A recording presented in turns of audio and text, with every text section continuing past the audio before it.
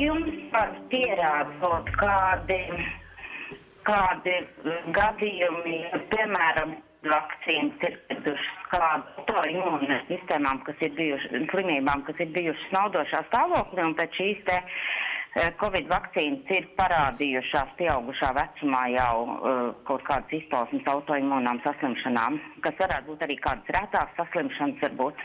Paldies! Paldies par jautājumu!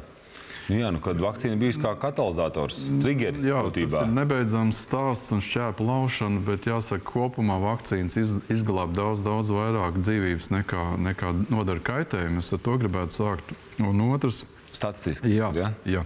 Un, protams, var būt gadījumi, kad ir blaknes, arī medikamentiem var būt blaknes. Un, protams, vakcīnas darbojas caur to, ka tiek aktivizēta imūnā sistēma cilvēkā.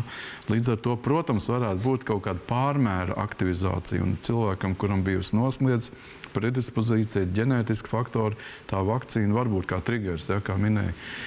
Tā kā var būt šādas situācijas, un tām arī strādājam, skatāmies. Ir gadījumi, kad varbūt vakcinācija nebūtu vēlama, atsevišķi gadījumi, bet šis ir tāds individuāli pieeja katram cilvēkam, pacientam, un jārisina individuāli, bet kopumā, protams, vakcīnas ir nepieciešams.